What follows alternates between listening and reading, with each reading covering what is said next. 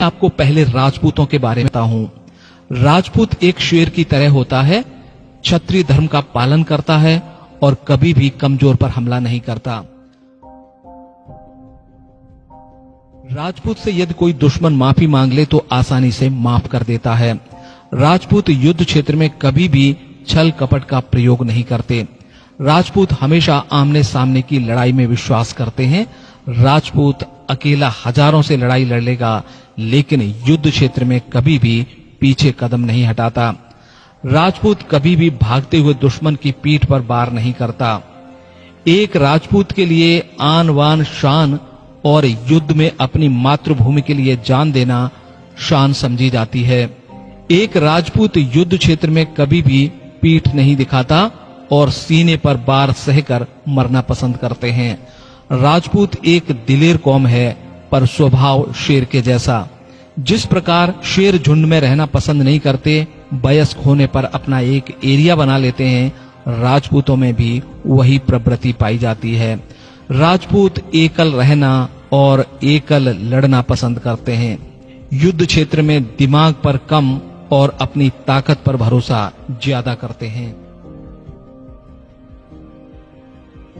दोस्तों, अब मैं आपको युद्ध क्षेत्र में राजपूतों के कारनामे बताता हूं।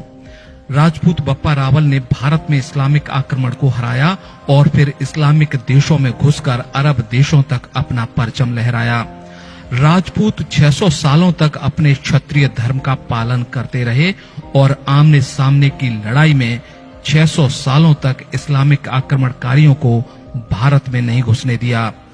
राजपूत सम्राट पृथ्वीराज चौहान ने तो 16 बार मोहम्मद गोरी को हराया। महाराणा कुंभा राजपूत योद्धा को कोई हरा नहीं सका, जिंदगी भर वो अपराजय रहे।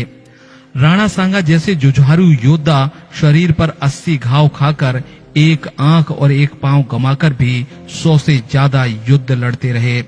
महाराणा प्रताप जैसे राजपूत वीर योद्धा जैसा तो आज तक दुनिया में कोई पैदा ही नहीं हुआ। महाराणा प्रताप की तलवार की ताकत इतनी थी कि दुश्मन के साथ घोड़ा भी 2 टुकड़े हो जाता था। महाराणा प्रताप का खौफ इतना था कि अकबर भी कभी महाराणा प्रताप के सामने युद्ध करने नहीं आया।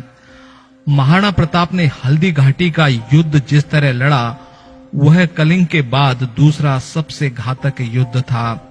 युद्ध में अगर आमने सामने की लड़ाई की बात करें तो राजपूत योद्धाओं की तुलना दुनिया के किसी भी योद्धाओं से नहीं की जा सकती। राजपूत भारत में ही नहीं दुनिया में सर्वश्रेष्ठ हैं।